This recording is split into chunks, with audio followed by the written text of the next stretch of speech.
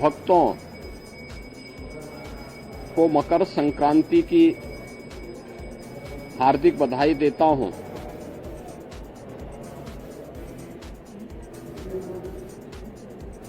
मकर संक्रांति भारत के पावन पर्व और त्योहारों की श्रृंखला का एक ऐसा पर्व है जो जगत पिता सूर्य के प्रति कृतज्ञता ज्ञापित करने का एक उत्सव है।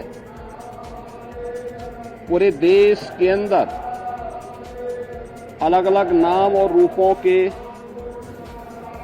आधार पर इस पर्व को सनातन धर्मावलंबी बड़ी श्रद्धा के साथ इस आयोजन के साथ जुड़ते हैं।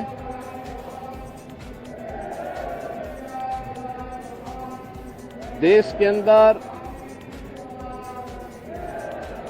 उत्तर हो, दक्षिण हो, पूरब हो, पश्चिम हो, पूरे देश के अंदर अलग अलग नाम और रूपों में इस पर्व को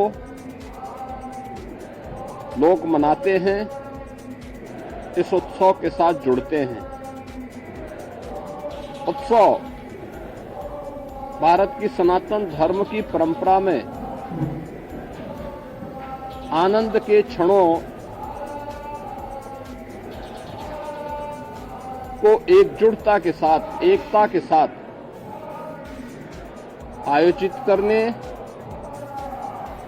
अपनी खुशी के साथ पूरे समाज की खुशी को जोड़ने का एक सशक्त माध्यम रहा है।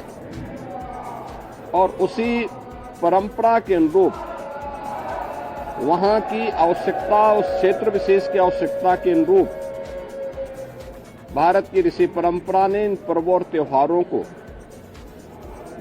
वहां पर संयोजित किया। आज उसकी विराट रूप हम सबको देखने को मिलते हैं। पूरब में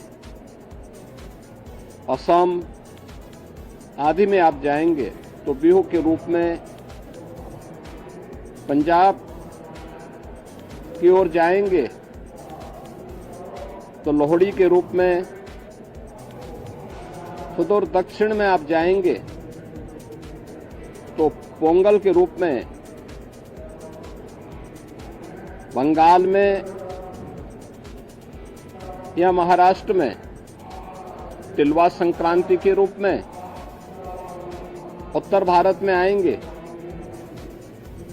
तो खिचड़ी संक्रांति के रूप में इस महापर्व को आयोजित श्रद्धालु जन करते हैं। एक और हम लोग यहाँ पर महायोगी भगवान गोरक्षनाथ की इस पावन धरा पर देश के अलग अलग कोने से आए हुए श्रद्धालु जनों के साथ मिलकर के, इन लाखों श्रद्धालु जनों के साथ भगवान गोरक्षनाथ जी को आस्था की पावन खिचड़ी चढ़ाया जा रहा है। तो दूसरी ओर इस सदी का पहला महाकुंभ तीर्थपति प्रयागराज में प्रारंभ हो चुका है और आज पहला अमृत स्नान का पुण्य प्रारंभ हो चुका है। यानी महाकुंभ में के प्रति जो आकर्षण देश और दुनिया में देखने को मिल रहा है वो अद्भुत है, अकल्पनीय है। कल ही आपने देखा होगा प्रयागराज में लगभग 1.25 करोड़ श्रद्धालु जनों ने मां गंगा, यमुना और सरस्वती के पावन त्रिवेणी के संगम पे डुबकी लगा करके पुण्य के भागीदार बने। आज वहां पे पूज्य संतों की अगुवाई में लाखों की संख्या में कुछ ही देर में अखाड़ों का अमृत स्नान प्रारंभ होने वाला है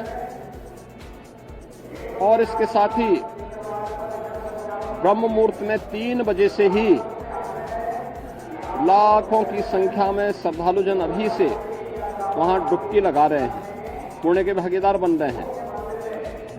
उसमें देश और दुनिया से आए हुए सनातन धर्मावलंबी तो हैं ही,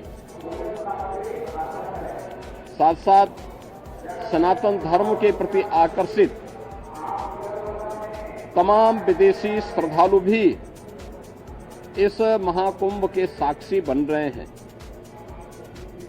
महाकुंभ का आज ये द्वितीय स्नान है, लेकिन पहला अमृत स्नान जिसमें अखाड़ों की शोभा यात्रा निकलेगी, उनकी सवारियां निकलेंगी, यह भी आज महाकुंभ में होगा और इस प्रारंभ होने वाला है। प्रदेश के अंदर अलग अलग स्थानों पर इस अवसर पर पवित्र नदियों में, सरोवरों में स्नान, ध्यान, दान, पुण्य का कार्यक्रम बड़े उत्साह से प्रारंभ हो चुका है।